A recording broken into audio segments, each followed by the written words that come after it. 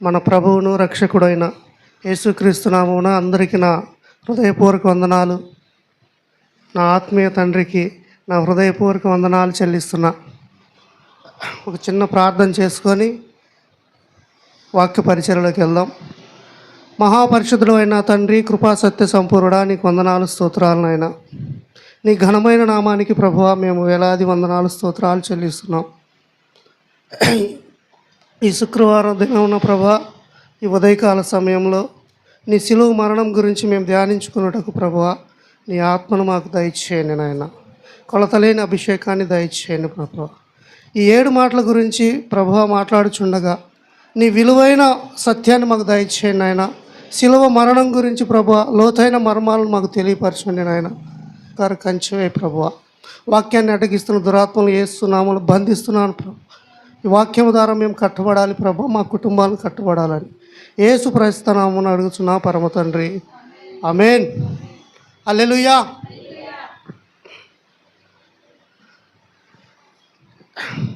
ఈ సిలువలో పలికిన మొదటి మాట, యేసు తండ్రి మీరేమి చేయుచున్నారో వీరెరుగరు గనుక వీరిని క్షమించు అని యేసుక్రీస్తు పలికిన మాట అది. హల్లెలూయా. వాస్తవంగా ఎన్నో మాటలు, దేవుని మాటలు, ఎన్నో మాటలు బైబిల్ గ్రంథంలో మనం చదువుతూ ఉంటాం. అన్నీ విలువైనయే, కానీ ఈ చివరి మాటలు అతి ప్రాముఖ్యమైనవిగా మనం ఎంచుకున్నాం. అయితే 7 మాటల్లో మొదటి 3 మాటలు ఇతరుల కోసం పలికిన మాటలుగా కనపడుతూ ఉంటాయి.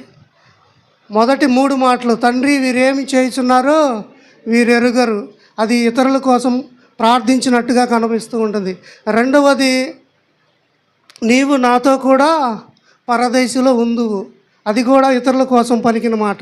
మూడవది, అమ్మా ఇదిగో నీ కుమారుడు, ఇదిగో నీ తల్లి అని చెప్పే మాట. ఈ 3 మాటలు తన కోసం చెప్పుకున్నాయి కాదు, సిలువలో పలికిన మాట, ఇతరుల కోసం ప్రార్థించిన మాటలుగా కనపడుతూ ఉంటాయి.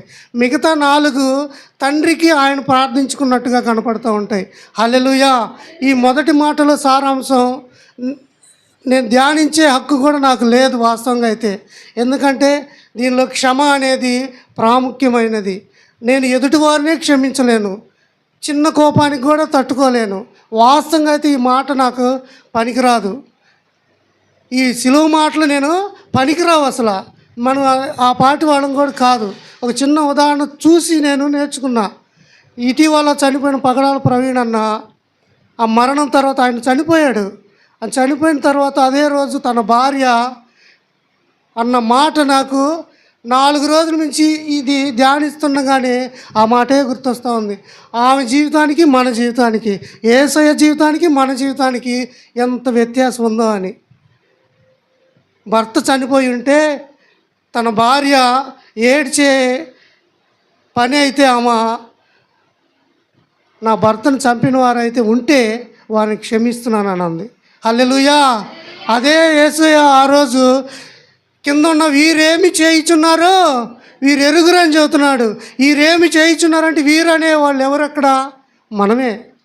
మొట్టమొదటిగా యోధా, ఇస్కరేతు యోధా, తర్వాత ప్రధాన యాజకులు, ఆ తర్వాత సైనికులు, తర్వాత సిలువ వేయండి అని చెప్పిన ప్రజలు. వీరందరికీ ఏమి తెలియదని చెప్తున్నాడు? తెలియక చేశారా? యోధాకు తెలియక చేశాడా? ప్రధాన యాజకులకు తెలియక చేశారా? సైనికులకు తెలియక చేశారా? ప్రజలకు తెలియక చెప్తున్నారా యేసయ్యని సిలువ వేయండి, సిలువ వేయండి అని? తండ్రి చెప్తుంది క్షమాపణ అందరిని క్షమించమని కాదు. వీరేమి చేయుచున్నారో వీరు ఎరుగరు గనుక, వీరు ఎరుగరు గనుక అంటే వారికి ఏదో తెలియదంట. ఆ తెలియని విషయాన్ని ఈరోజు తెలుసుకుందాం. హల్లెలూయా. పౌలు గారు ఒక మాట అంటాడు, ఇదే మాట సిలువ మాట గురించి. 1 కొరింథీయులకు పత్రిక 2వ అధ్యాయము 7వ వచనం 8వ వచనం. 1 కొరింథీయుల పత్రిక బోధించుచున్నాము, ఈ జ్ఞానము మొరుగై ఉండెను, జగతుత్పత్తికి ముందుగానే దీనిని దేవుడు మన మహిమ నిమిత్తము నియమించెను. అది లోకాధికారులలో ఎవరికీ తెలియదంట. ఈ దేవుని జ్ఞానము లోక అధికారుల్లో ఎవరికీ తెలియదని చెప్తున్నాడు. హల్లెలూయా. లోక అధికారులు అంటే ఎవరు? అక్కడ పిలాతు, సైనికులు. అక్కడ యేసయ్యని సిలువకి వెళ్ళక ముందు తీర్పు తీర్చేటప్పుడు ఆ తీర్పులో ఉన్న వాళ్ళందరూ, ఆ తీర్పు తీర్చేటప్పుడు ఉన్న వాళ్ళందరి గురించి చెప్తున్నాడు. లోక అధికారులు అంటే పొంతి పిలాతు వస్తాడు, అధికారులు వస్తారు, సైనికులు వస్తారు, పరిచయులు వస్తారు, ప్రజలు, అక్కడున్న అజ్ఞానమైన ప్రజలు, వీళ్ళందరి గురించి చెప్తున్నాడు. పౌలు గారు చెప్తున్నాడు ఏమని? లోక అధికారులలో ఇది ఎవరికీ తెలియదు అన్నాడు. లోక అధికారులు అంటే ఇక్కడ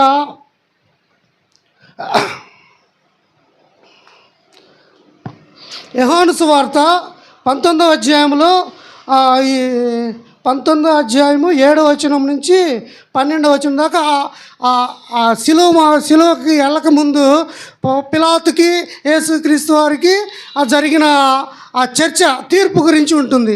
హల్లెలూయా. ఆ తీర్పు మొత్తం చదవాలంటే టైం లేదులే. ఆ తీర్పు ఉంటుంది. తర్వాత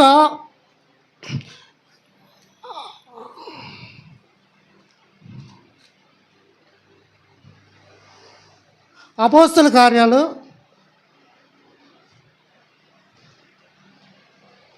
'ఆ తీర్పులో యేసుక్రీస్తుది ఏ తప్పు లేదని పిలాతు చెప్తూ ఉంటాడు. ఈయనలో ఏమీ నాకు కనపడలేదు, నేనైతే సిలువ వేయటానికి ఇష్టం లేదని చెప్తాడు అక్కడ యోహాను సువార్తలో. ఇక్కడ అపోస్తల కార్యాలు 13వ అధ్యాయము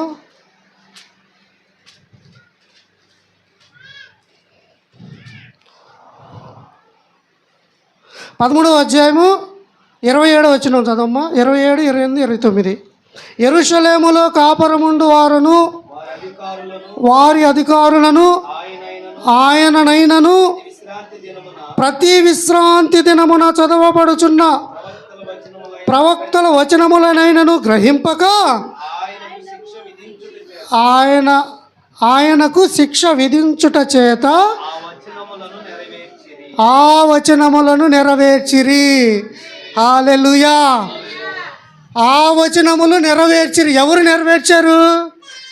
వీరేమి చేయుచున్నారు? వీరు అన్న కాడ, వీరు అంటే అక్కడ ఉన్న ప్రజలందరూ అజ్ఞానంతో ఈ లేఖనాలు తెలియక, తండ్రి ఇచ్చిన నాకు లేఖనాలు నెరవేర్చడానికి నేను వచ్చాను కాబట్టి ఆ లేఖనాలను గుర్తించలేక, ఆ లేఖనాల్లో ఉన్న సారాంశం తెలియక, ఆ లేఖనాల కోసం నేను వచ్చానని తెలియక వీరందరూ అజ్ఞానంతో ఉన్నారు.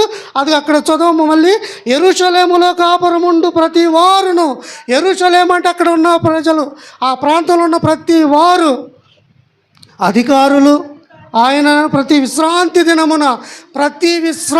దినమున అంటే ఆదివారం మనం ఎలా కూడుకొని మనం ధ్యానించుకుంటున్నామో అప్పుడు ఆ విశ్రాంతి దినమున మోషే ప్రవర్తనలో, అదే మోషే రాసిన 4 ధర్మశాస్త్రము, కీర్తనలు, ప్రవచన గ్రంథాలు అప్పుడు ఉండేవి. ఆ చుట్టను చదువుతూ ఉంటారు. ఎవరు? ఈ పరిచయులైనా, అధికారులైనా, అక్కడున్న అందరూ. కానీ దానిలో ఉన్న లేఖన సత్యాన్ని తెలుసుకోలేకపోతున్నారు. నేనే వచ్చానన్న సంగతి తెలుసుకోలేకపోతున్నారు. నేనే ఆ మెస్సీన్ అని తెలుసుకోలేకపోతున్నారు. ఆ లేఖనం తెలియకే వీళ్ళు నన్ను సిలువ వేయటానికి తీసుకెళ్ళారు. తండ్రి వీళ్ళేం చేయుచున్నారో వీరికి అర్థం కావట్లేదు. నిజంగానే వాళ్ళకి వాక్య ధ్యానం లేదు, వాక్యంలో ఉన్న సారాంశం అర్థం కాలేదు. తండ్రి ఇచ్చిన లేఖనాలను నెరవేర్చడానికి వచ్చాడు. హల్లెలూయా. ఏ ఒక్కటి కూడా నెరవేరలేదని లేదు, ప్రతిదీ నెరవేరబడుతుంది. ఈ 7 మాటల్లో సమాప్తమైనది ఒక మాట ఉంటుంది. అప్పుడు చెప్తాడు, ప్రతి లేఖనం నేను సంపూర్తి చేశాను తండ్రి, ఇదిగో ఏ ఒక్కటి మిగల్చలేదు, ఏ ఒక్కటి నేను పెండింగ్ పెట్టలా అని అక్కడ ఆ లేఖనాలు చెప్తూ ఉంటాడు. ఇప్పుడు ఈ లేఖనాలు తెలియక వాళ్ళు చేసిన పనికి తండ్రి చెప్తున్నాడు, తండ్రి వీరేమి చేయుచున్నారో వీరు ఎరుగరు. ఈరోజు మనం క్షమాపణ చెప్పాలంటే ఒక హోదా ఉండాలి. నేను ఎవరైనా క్షమాపణ చెప్పాలంటే నాకు ఒక హోదా ఉండాలి. నేనే పాపిని అనుకో, నేను ఇంకొకరికి క్షమాపణ ఎలా చెప్తాను? నేనే పాపిని, నేను ఇంకొకరిని నేను క్షమించానని ఎలా చెప్తాను? ఒక పరిశుద్ధుడైన యేసయ్యకు మాత్రమే ఆ ఘనత దక్కింది. హల్లెలూయా, హల్లెలూయా.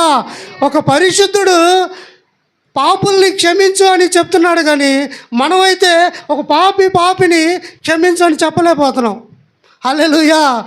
మనం ఆ అర్హత కూడా పొందుకోలేకపోతున్నాం. ఆ రోజు వ్యభిచారం గల స్త్రీ వస్తే ఆమెను అందరూ రాళ్లతో కొట్టి చంపాలని అనుకుంటారు. ఇక్కడ మీలో పాపం చేయని వారు ఎవరో చెప్పండి, నేను ఇక్కడ రాస్తూ ఉంటాను అంటాడు. ఎవరికి వాళ్ళు వెళ్ళిపోతూ ఉంటారు. అంటే అక్కడ పాపం చేయని వాళ్ళు ఎవరు లేరు, అందరూ పాపం చేసిన వాళ్ళే. కానీ అక్కడ పాపము చేయకుండా అతి పరిశుద్ధుడిగా ఉన్న యేసయ్యే ఆవిడ శిక్షించలా, ఆవిడ శిక్షించడానికి ఇష్టపడలా. నేను తీర్పు తీర్చడానికి రాలేదు, క్షమించడానికి వచ్చాను అన్నాడు. హల్లెలూయా.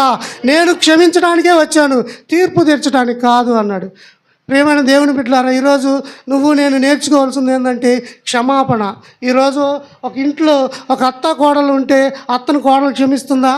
ఒక కోడలను అత్త క్షమిస్తుందా? తల్లిదండ్రులు ఉంటే తల్లిదండ్రులకు సమాధానం ఉంటుందా? చిన్న విషయానికి కూడా కోపడుతూ ఉన్నాం. నా ఇంట్లో ఉదాహరణకి నేను రాత్రి చెప్పే అమ్మాయితో, అమ్మాయి నాకు ఒకరోజు గొడవ అయింది, సెంటర్లో గొడవ అయితే వాళ్ళు నా మీద కొంచెం గొడవ చేశారు. నేను కొంచెం శాంతంగా ఉండాలని గుర్తొచ్చి శాంతంగా ఉన్నా. ఇంటికి వచ్చి అమ్మాయితో చెబితే నన్ను పిలవకూడదు, నేను వచ్చినట్టయితే వాళ్ళ సంగతి చూస్తాను. ఆ మాట రాత్రి చెప్పమ్మ, ఈ వచనానికి మన సంబంధానికి ఆ సూటే లేదు. అన్నయ్య ఈ వచనం చెప్పమన్నాడు, నువ్వేమో చూస్తానన్నావు. నేనేమో 2 రోజుల నుంచి ఏంది ప్రవీణ్ అన్న భార్య గారు చెప్పిన మాట నాకు చాలా అద్భుతంగా కనపడుతుంది.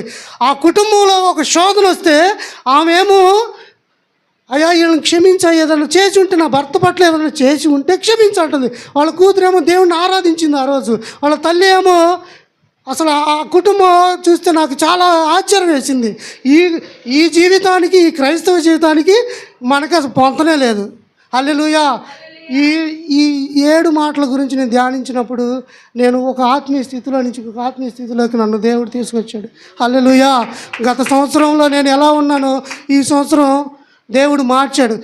అంటే ఈ క్షమ అనేది ఈ చిన్న విషయంలో కూడా క్షమించాలి. మనం చిన్న విషయమే, పెద్ద ఎవరైనా చంపితే మనం క్షమించలేనంత వృధం లేదేమో, కానీ చిన్న విషయాలకి, చిన్న కుటుంబంలో చిన్న కలతలకు కూడా మనం క్షమించుకోలేము.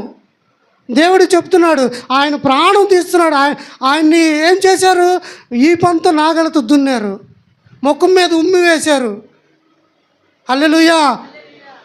ముళ్ళ కిరీటం పెట్టారు, బరువైన సిలువను ముళ్ళగుండ రాళ్ళల్లో కొండ మీదకి మోసుకెళ్ళారు. అంత శ్రమ పడ్డాడు, చిన్న శ్రమ కాదు అది, ఎంతో శ్రమ పడ్డాడు. అయినా కూడా అసలు లెక్క ఎవరు క్షమించాలి? కింద ఉన్న వాళ్ళు అడగలయ్యా మమ్మల్ని క్షమించయ్యా, నువ్వు లోకరక్షకుడు అని మాకు తెలియక నిన్ను క్షమించమని మేము అడగాలి. నువ్వు వచ్చిన మెస్సీయుడు అని తెలియక నిన్ను మేము ఇలా చేసామని మేము కింద ఉన్న వాళ్ళు క్షమించమని అడగాలి.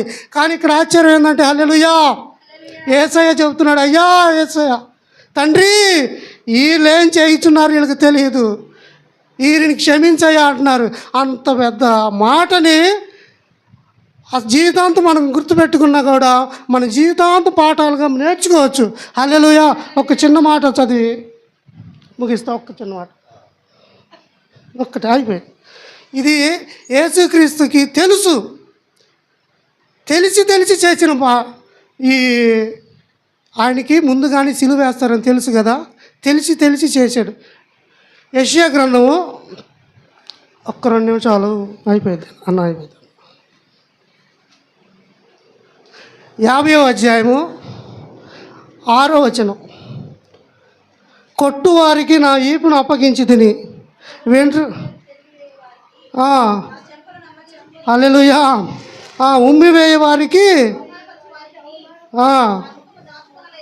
చాలు. హల్లెలూయా. ఇవన్నీ యేసుక్రీస్తుకి తెలుసు.